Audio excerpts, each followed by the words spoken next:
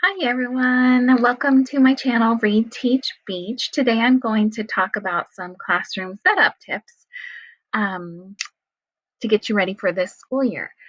So I have made a PowerPoint to kind of go through with some pictures that I have of past classrooms, current classrooms, um, of mine. So I've taught 16 years. I'm going into my 17th year, and I have had to move 14 different times and probably 6 or 7 schools just because of my husband's job and because of contracts and having to move around at first. So I have a lot of different takeaways from those experiences and from moving not only just classrooms, but different schools, different districts. Um, but I've always been within the same state, Washington.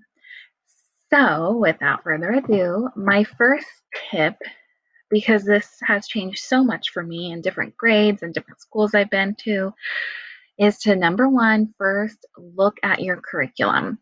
So you want to take a look at reading, math, science, everything, because that's really going to help you decide what's important when you're doing the layout of your classroom and what are important areas that you need to support the curriculum you need to teach.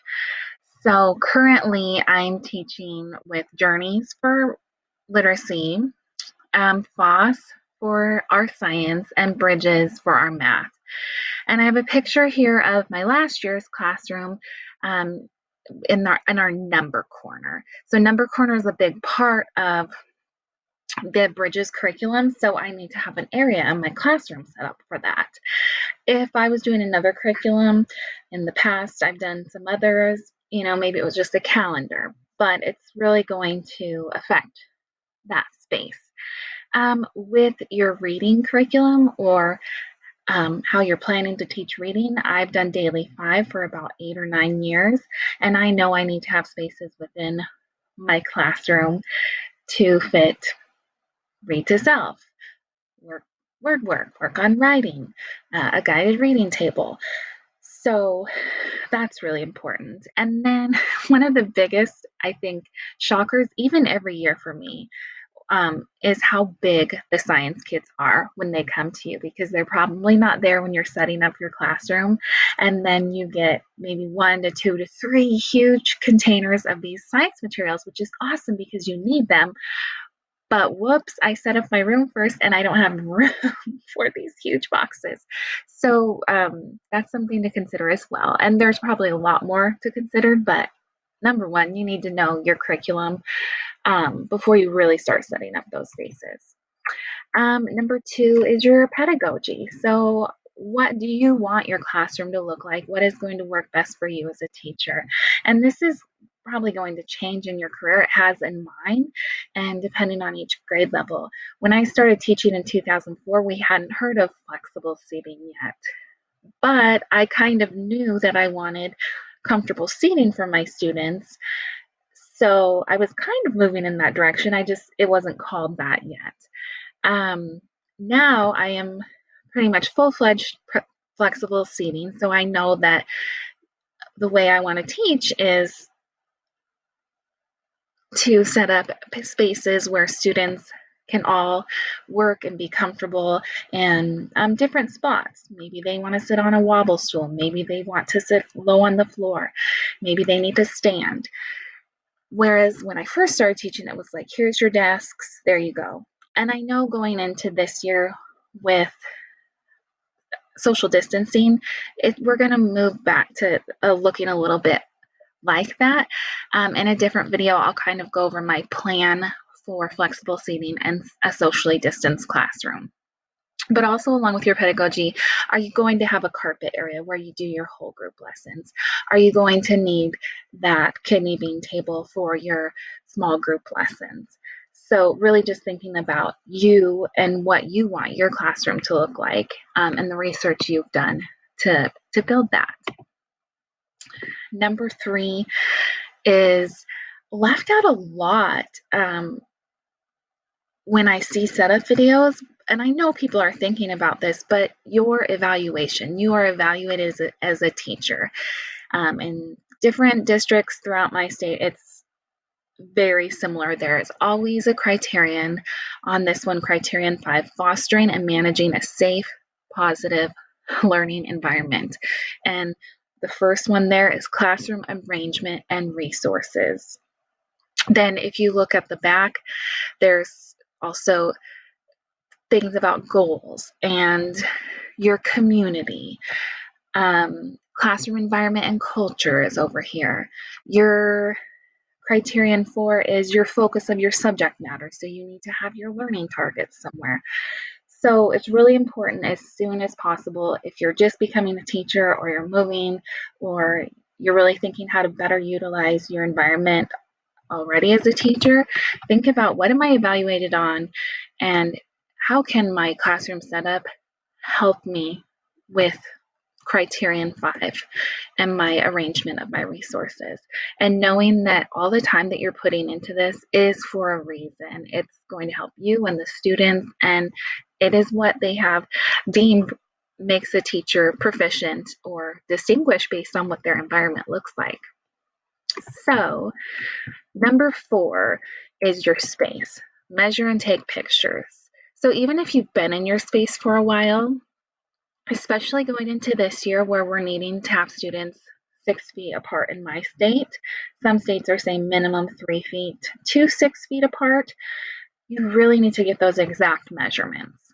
I didn't have those. I am friends with my principal, so I was able to go in just last week and get my tape measure out and take those measurements, write them down so that I could start planning what 6 feet apart was going to look like. Now, in a regular setup time, this is important too because you want to know, okay, how big are my shelves? How big are my desks or tables? And what is that space really going to look like?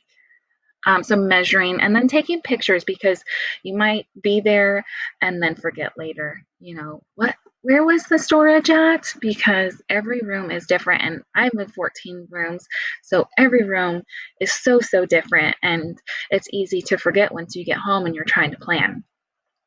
So I put this link. I know a lot of people like to use PowerPoint to help plan, or maybe just a graph piece of paper.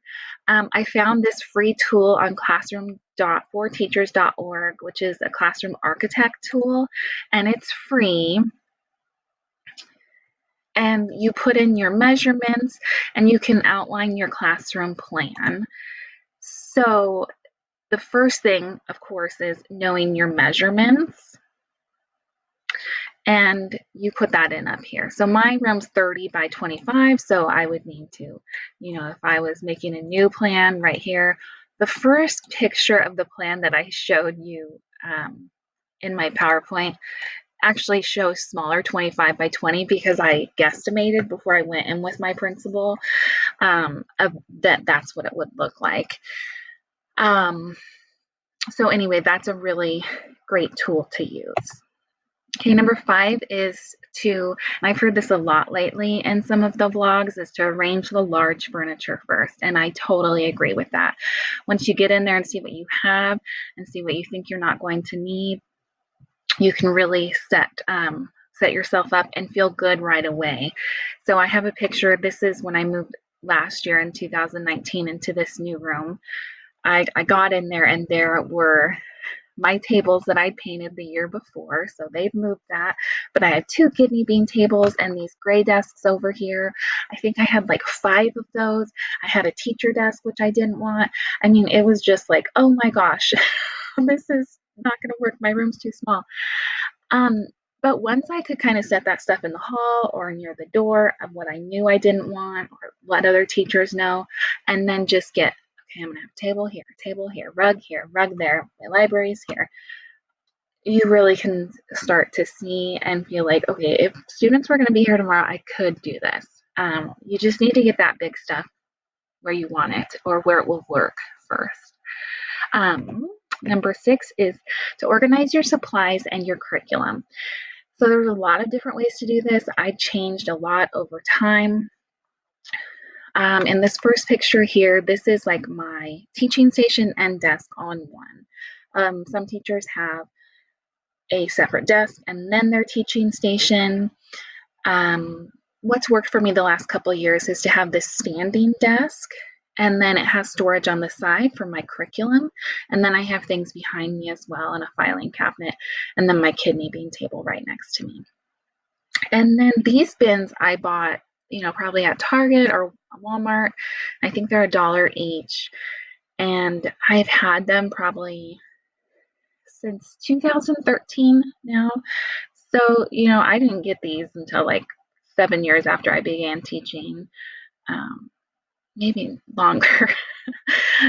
But they have held up really great, and I just have them labeled so I can easily find, and they don't sit out like this. This is when I was moving, but that's one thing that has made my moves easier is having all of these just in these easy to move bins. So I would really recommend that. And then also, my color scheme and theme has changed in 16 years. Um, but over the last 4 or 5 years, I really have tried to say, okay, these are the colors I need to stick with because I'm spending too much money changing up colors. So I've really kind of stuck with blue and greens. They don't have to be the exact blue and green, but aqua, teal, lime green, regular blue, regular green. I'm fine with it all. And you can see in the background, I'm in my office at home, and there's blue and green here too. So really makes you feel so much better, and it makes your days go smoother if you know where things are. Number 7, I have create safe spaces for student learning. So above all, whatever spaces you create, you need to work out, is it going to be safe for my students? Are they going to be able to manage this all day long? Is it something that my district will allow? Will my district allow me to have yoga balls? Will my district allow me to have these extra lamps? In this classroom here, this is from 6 or 7 years ago, I have the little pom-poms hanging from the ceiling. That's something I can't do anymore because that school, the security system is very touchy, and it would go off during the night. Now I'm more full flexible seating at this school though, and yoga balls are fine. Wobble stools, I was able to get a grant for through our education foundation. So it changes throughout your career. It changes as you do more research and new things come along. You can see there was my theme there, more of a blue, green, and pink. And I was able to keep a lot of my blue and green then and just repurpose some of the pink. Sorry, I bird walked a little bit there, but all these pictures I'm showing you are actual pictures of my classrooms over the years. Some other things to think about when you're doing spaces is, where do you want your word wall? Where do you want your writing center? Having those near each other is a really good plan. And then just having enough room for all of the materials and things that go along with each of those learning spaces. Above here, last year, one thing I did was invest in these larger Rubbermaid bins that I can store tissue and extra things and free choice Legos, and then use some vinyl to label those. And it just looks a little bit more streamlined and organized up top there, so it's not so cluttered. Which, you know what, if you don't have the money for that now, guess what? I didn't have money for that for 15 years of teaching. So, if you're a new teacher, you might not have the perfect Pinterest, Instagram looking room.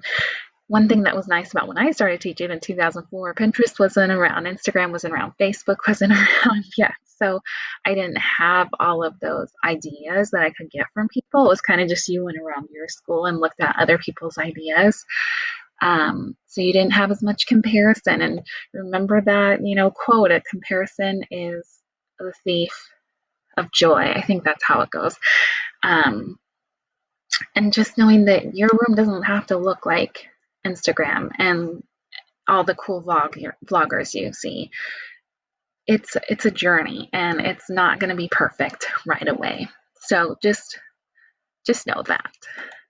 Another space that I've gone into over the last couple of years, especially with knowing about more childhood trauma and how to help students regulate, is to have a little chill zone or self-regulation station. And we use the zones of regulation in my district. So just having a nice little calming place where students can go to regroup. Now, next year, that's going to look different because of sanitizing and social distancing. So I plan in my room last year anyway, I had kind of like a nook area. Um, so I think that I could just put a regular desk in there that I can easily wipe down. But knowing that we're still going to need those spots, students still are going to need somewhere to go to regroup. Okay, number 8, bulletin boards. So once you have kind of set up where you want things to be, where you want the main furniture to be, then start having fun with your bulletin boards and decorating and hanging your things. So that's pretty self-explanatory. And then also thinking about you want some schools require it, and then also just based on your teacher evaluation and having student work displayed, you'll want to figure out where do you want to put that. Okay, number 9 is one of my favorites, classroom library. I was actually a school librarian for 1 year, and it was great because I love books, and the whole library is just one of my favorite places. But I missed having my own class, so that was a year journey that I took. But this is my library from I think 2013 to 2015. It looked like that.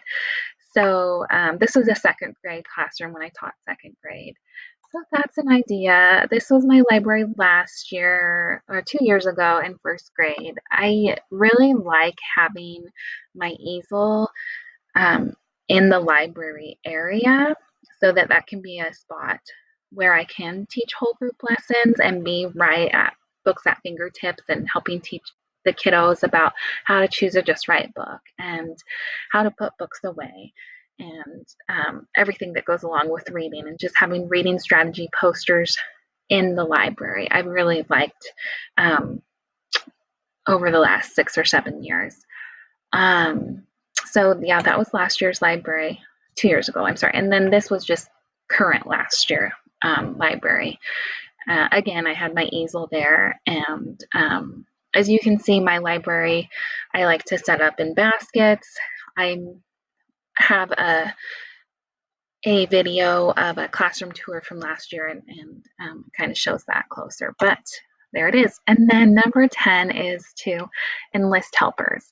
Here's my Great Dane Gus. He loved going to school with me after hours, of course, and would just hang out with me while I did things. And I put up that whole wood wall one night with him, and he was just like standing next to me, like, don't fall. Oh my gosh, mom.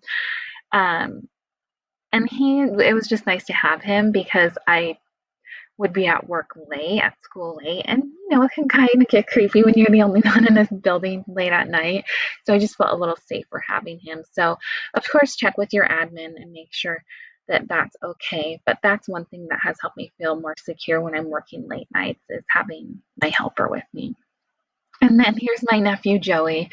They don't live near me, but always visit right around when school's starting, like the week before. And I always, hey guys, I've got to move this. I need to paint this. Can you help me with this? He's sitting on the little scooter board here because I needed them to help me move like a heavy shelf out of my car to the upstairs in my classroom.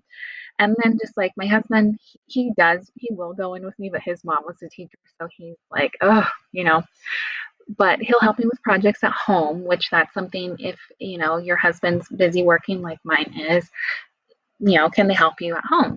And then just projects at school too. I painted my tables a couple years ago to the white with the whiteboard paint. And I talk about that in my classroom tour video from a couple months ago. But my friend, teacher friend, helped me paint those. And that was a fun experience.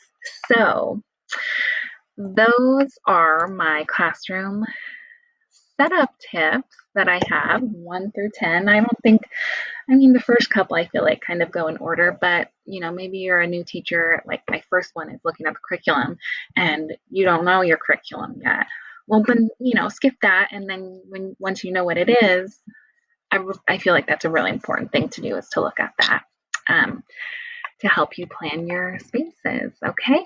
Well, thank you so much for listening today. And please subscribe to my channel, and I'll see you guys soon. Okay. Bye.